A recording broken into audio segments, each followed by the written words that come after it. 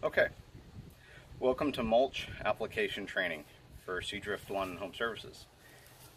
Whenever we apply mulch, the first thing we're going to do is we're going to figure out what the quantity of mulch is. Let's look at these bags over here. This is pine bark mulch. Notice it says 2 cubic feet. There's 27 cubic feet in a yard. So 13.5 of these bags will equal 1 cubic yard. But for simplicity's sake, we always say that when it comes to 2 cubic foot bags, we're going to call 14 is a full cubic yard. So you'll get a half or 1 extra cubic foot, which is negligible. For this project here today, we're going to distribute 10 bags of pine bark mulch, which equates to 20 cubic feet, which is about 3/4 or 2/3 of a cubic yard. First thing we do before we open up any of the bags is we want to place them in the flower beds. The last thing we'll do is actually open up the bags. We're going to distribute these evenly throughout the entire area. We want mulch to make sure we're not shorting any area.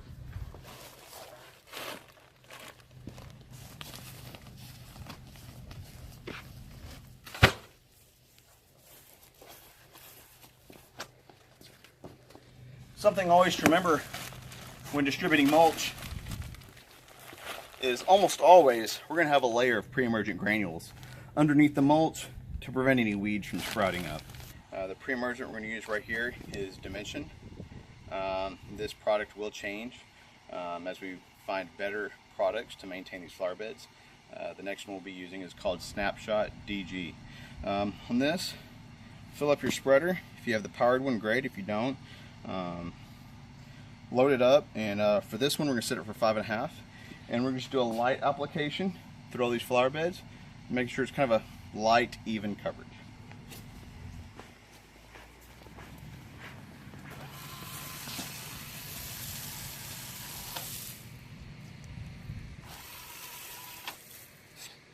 Okay, if you'll focus in right here,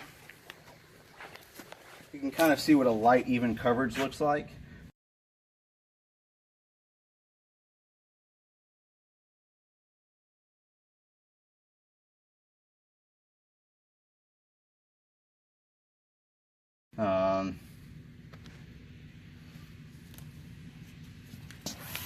I don't spend too long over any given area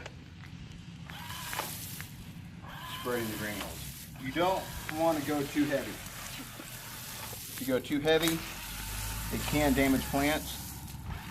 And places I want to avoid placing the granules are such as in these sago palms. If I spread it near these sago palms over the top, it's going to get trapped in there, and it could stunt the plant.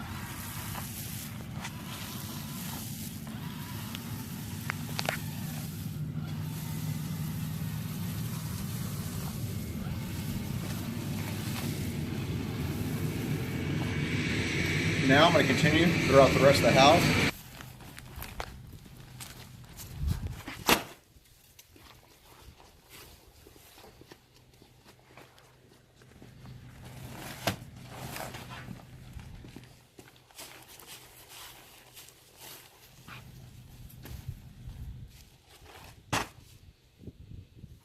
Now we have all of our mulch evenly distributed in all of our beds. And it's easy to tell that because we didn't open the bags yet. And if one area gets shorted, we can always pick up one bag and move it to another area. Okay, so you take a knife or a machete, works really well. Just slice open the bag.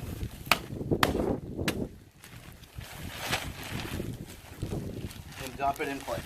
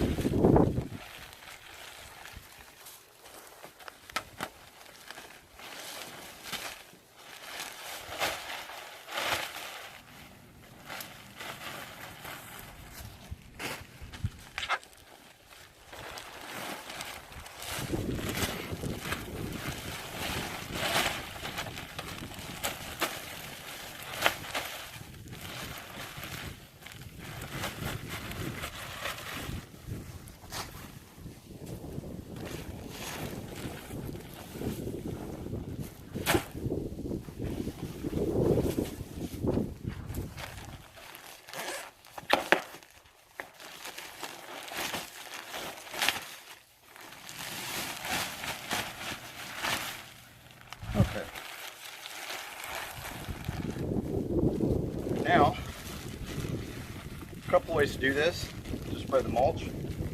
The easiest I find is get your hands dirty. Down here and just start slinging it. Some people prefer using rakes. That's fine. I find that to be a lot slower. At the same time, when I get my hands into the mulch, I can easily tell how deep it is to make sure it's the right depth. Proper mulch applications, you're going to average about 2 to 3 inches. You can go as low as 1 inch and as deep as 4. But 2 to 3 inches, which,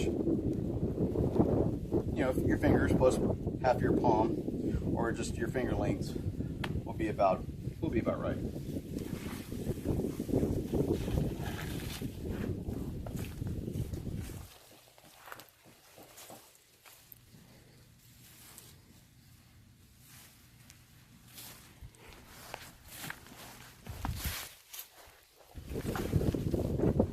Now, when you're getting next to a house, be very cautious of this area right here. You want to prevent the mulch from stacking up against the siding. What that does is it gives an access point for termites and other insects to get inside the home. So, try to keep the mulch from stacking up against the siding of the house.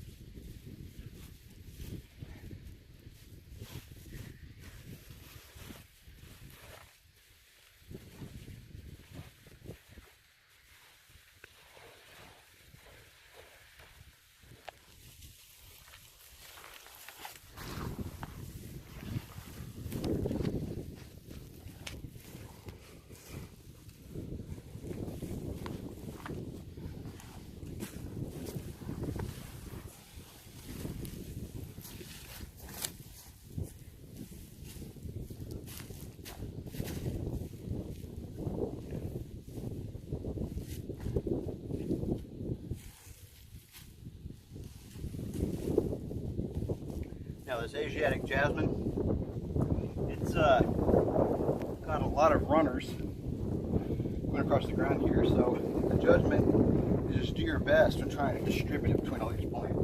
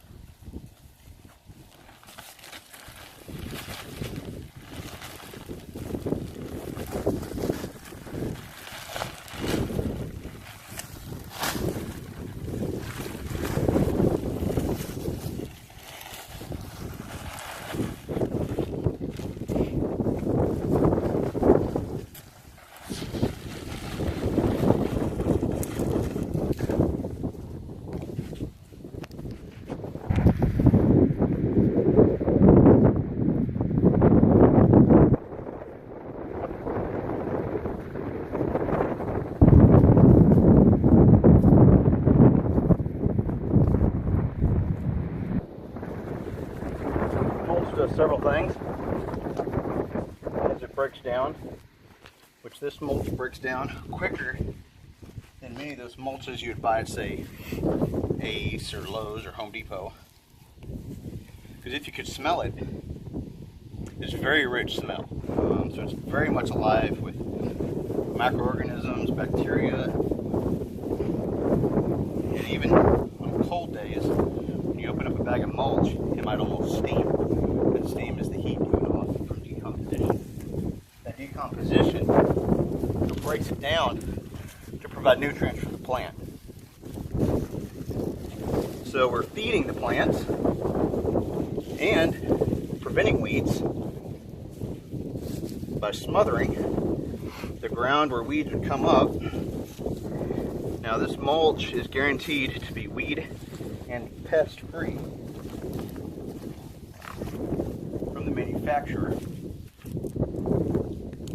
We're also insulating the ground and protect the plants from hard freezes by protecting the roots.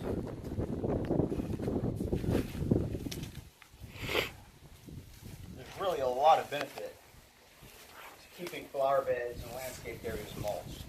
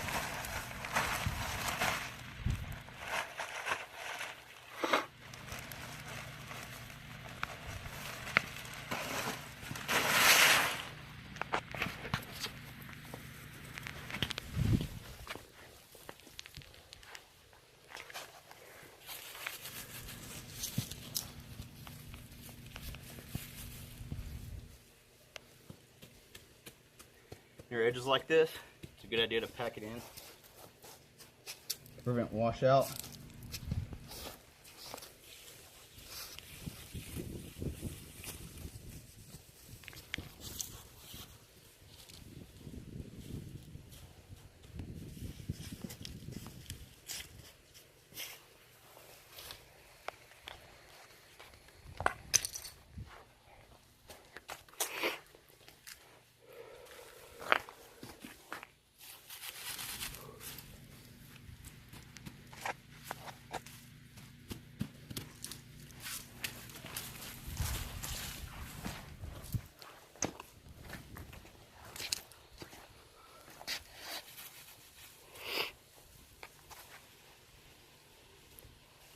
Now when putting mulch around plants, don't stack up the mulch up the base of the plant.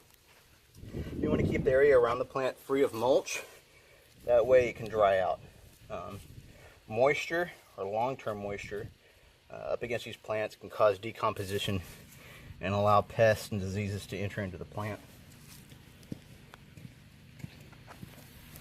So all that's next, just a few little touch-ups of any areas. We'll walk through here. We need a little covering.